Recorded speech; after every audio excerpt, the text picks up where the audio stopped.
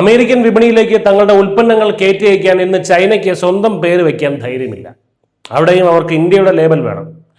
കേൾക്കുമ്പോൾ ഒരു അതിശയോക്തിയാണെന്നൊക്കെ തോന്നാമെങ്കിലും American department of commerce ഈയിടെ പുറത്തുവിട്ട ദി ഗ്രേറ്റ് ട്രാൻസ്ഷിപ്മെന്റ് സ്കാം എന്ന റിപ്പോർട്ട് വായിച്ചാൽ ഏതൊരു ഭാരതീയനും അങ്ങനെ തന്നെയാണ് തോന്നുന്നത്. കാരണം ആ റിപ്പോർട്ട് വിരൽ ചൂണ്ടുന്നത് സാമ്പത്തികമായി തകർന്നടിയുന്ന ചൈനയുടെ വൻ ഗതികേടിലേക്കും ലോകത്തിലെ ഒന്നാം നിരയിലേക്ക് കുതിച്ചുയരുന്ന ഇന്ത്യയുടെ വാണിജ്യ കരുത്തിലേക്കുമാണ്.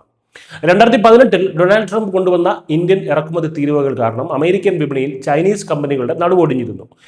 ഇതിൽ നിന്ന് രക്ഷപ്പെടാൻ ചൈന ഇപ്പോൾ കണ്ടെത്തിയ എളുപ്പവഴി എന്താണെന്നറിയാമോ? തങ്ങളുടെ ഉൽപ്പന്നങ്ങൾ നേരെ അമേരിക്കയിലേക്ക് അയക്കാതെ ഇന്ത്യ ഉൾപ്പെടെയുള്ള രാജ്യങ്ങളിലേക്ക് അയക്കുക. അവിടെ വച്ച് ലേബലിലും പാക്കിങ്ങിലും ചെറിയ മാറ്റങ്ങൾ വരുത്തി അത് ഇന്ത്യൻ ഉൽപ്പന്നമാണെന്ന വ്യാജേന അമേരിക്കയിലേക്ക് കടത്തുക. കഴിഞ്ഞ 2025 മാത്രം ഇന്ത്യ, മെക്സിക്കോ, വിയറ്റ്നാം എന്നീ രാജ്യങ്ങൾ വഴി $67 ബില്യൺ ചൈനീസ് ഉൽപ്പന്നങ്ങളാണ് ഇത്തരത്തിൽ അമേരിക്കയിൽ ചൈന എത്തിച്ചത്. ഇതുവഴി അമേരിക്കയ്ക്ക് $28 ബില്യൺ നികുതി വരുമാനമാണ് നഷ്ടമായത്. ഇതിൽ ഏറ്റവും ശ്രദ്ധേയമായ കാര്യം മറ്റൊന്നാണ്. ഇത്രയും വലിയൊരു വാണിജ്യ തട്ടിപ്പ് ചൂണ്ടിക്കാണിക്കുമ്പോഴും ഇന്ത്യൻ സർക്കാരിന് ഇതിൽ യാതൊരു പങ്കുമില്ലെന്ന് അമേരിക്കൻ റിപ്പോർട്ട് അടിവരയിട്ട് പറയുന്നുണ്ട്. ഇന്ത്യ ഇന്ന് ലോകത്തെ ഏറ്റവും വലിയ വാണിജ്യ മഹാശക്തിയായി വളർന്നു കഴിഞ്ഞു.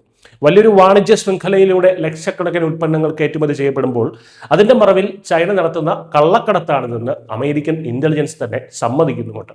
അതുകൊണ്ടാണ് കാനഡ, യൂറോപ്യൻ യൂണിയൻ, ജപ്പാൻ തുടങ്ങിയ ലോകത്തെ വമ്പൻ ശക്തികൾക്കൊപ്പമുള്ള ടയർ 1 കാറ്റഗറിയിൽ ഇന്ത്യയും അമേരിക്കയും ഈ റിപ്പോർട്ടിൽ ഉൾപ്പെടുത്തിയിരിക്കുന്നത്. മറ്റൊരു കൗതുകരമായ കാര്യം, ഇന്ത്യയുടെ പൂനെ, ഗുജറാത്ത്, ചെന്നൈ വ്യവസായ ഇടനാഴിയെ അമേരിക്കൻ ഉൽപ്പാദകരുടെ അഗ്ലി സിസ്റ്റർ എന്നാണ് റിപ്പോർട്ട് വിശേഷിപ്പിക്കുന്നത് എന്നതാണ്. ഇതിനർത്ഥം ഇന്ത്യൻ മാനുഫാക്ചറിംഗ് മേഖലയുടെ അതിവേഗത്തിലുള്ള കുതിപ്പ് സിൻസിനാറ്റി പോലുള്ള അമേരിക്കൻ നഗരങ്ങളിലെ വ്യവസായങ്ങൾക്ക് വലിയൊരു ഭീഷണിയായി മാറുന്നുവെന്ന അവരുടെ ഉള്ളിലെ ഭയം തന്നെയാണ്.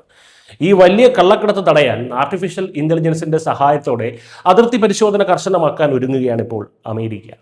ചുരുക്കത്തിൽ, ഇന്ത്യയെ തകർക്കാൻ നടക്കുന്ന ചൈനയ്ക്ക് അവരുടെ സാധനം വിൽക്കണമെന്നുണ്ടെങ്കിൽ പോലും ഇന്ന് ഇന്ത്യയുടെ ലേബൽ വേണം. മറുവശത്ത് ഇന്ത്യയുടെ വളർച്ച കണ്ട് അമേരിക്കൻ വ്യവസായികൾക്ക് ഉറക്കവും നഷ്ടപ്പെടുന്നുണ്ട്. അതാണ് നവഭാരതത്തിന്റെ സാമ്പത്തിക കരുത്ത്. News desk.